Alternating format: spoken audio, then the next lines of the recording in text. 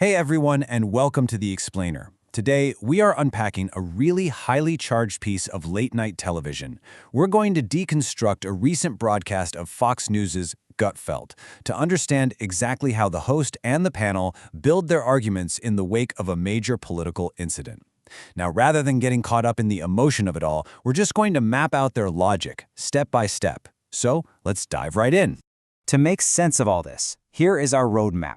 First, the monologue and the incident itself. Second, how they contrast Trump and Biden. Third, blaming left-wing rhetoric. Fourth, first-hand accounts of the chaos. And finally, the danger of absolutism. All right, kicking things off with Section 1, the monologue and incident. So host Greg Gutfeld actually opens the show by weaving satirical stand-up comedy right alongside reports of an active shooter. It's a jarring mix. But if we strip away those opening jokes about politicians, we're left with the really stark reality of the inciting event. A gunman rushed a security checkpoint at the D.C. Hilton. Within literally minutes, multiple shots were fired before the Secret Service managed to secure the area. Hours later, the shooter was taken into custody. This timeline really grounds the entire late-night segment in physical danger. But here's where we hit a massive pivot. We have the raw facts of the event, sure, but the core of this broadcast isn't just about what happened. It's an analysis of why it happened. How exactly does this specific panel interpret that violence? From this point on, the source material completely shifts from reporting an event into a highly partisan, deeply theoretical discussion. Which brings us to Section 2, contrasting Trump and Biden. Right out of the gate, the broadcast sets up this super strict binary between two figures. Gutfeld characterizes Donald Trump as fearless and action-oriented, basically a leader who makes a massive impact. And he contrasts this directly with Joe Biden, who he characterizes as doing nothing, joking that he has absolutely no impact. You see what he's doing here? Gutfeld is setting up a fundamental premise. Effectiveness is directly tied to risk. In fact, Gutfeld says it point blank. He argues, the people that do the most, the people that make the biggest impact, they're the ones that they go after. He uses this to justify his theory that political violence isn't just random. He frames it as a direct byproduct of a leader's effectiveness and their willingness to shake up the status quo. Moving on to Section 3, blaming left-wing rhetoric. This is where the panel makes their most aggressive claim by far. They outright accuse their political opponents of putting a target on Donald Trump's back through their language. They list out specific terms they claim are being weaponized, words like Hitler, Nazi, fascist, and existential threat. They argue this kind of vocabulary isn't just tough political debate, they see it as a deliberate tool to dehumanize opponents and basically normalize violence against them. To really grasp how intense this accusation is, just listen to this vivid agricultural metaphor Gutfeld uses. He says, you watered them, nurtured them, fertilized them in your echo chamber with your immediate lies and left-wing propaganda until they were ready to bear fruit. Wow. The show is framing the radicalization of a shooter not as some isolated act by a lone wolf, but as a crop deliberately cultivated by left-wing media and political rhetoric.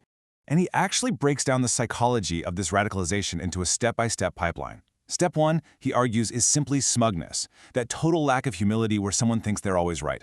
From there, opinion becomes a rigid belief.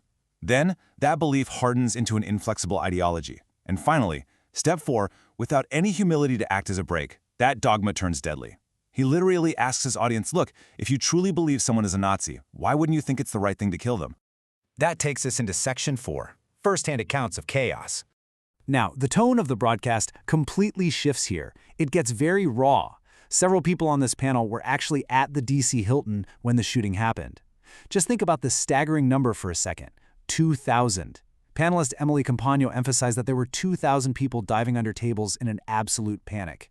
This wasn't some minor scuffle. Thousands of lives were suddenly in the hands of the Secret Service during a massive, terrifying emergency.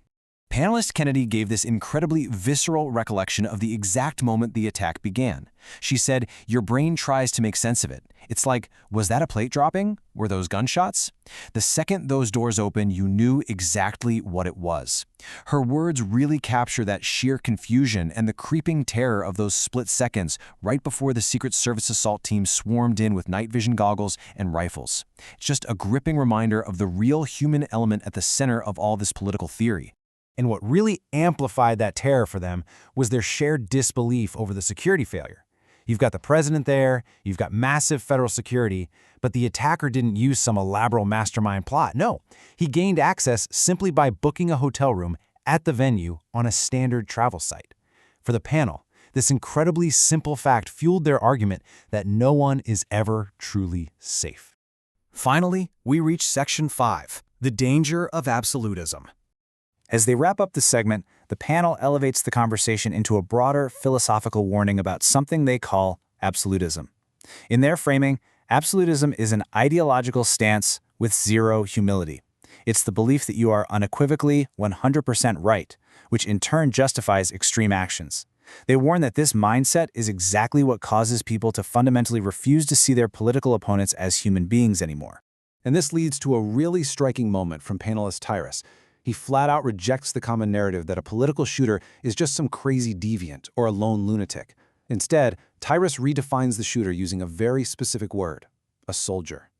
He argues the shooter was an active, willing combatant carrying out a mission fueled by that very political rhetoric we discussed earlier.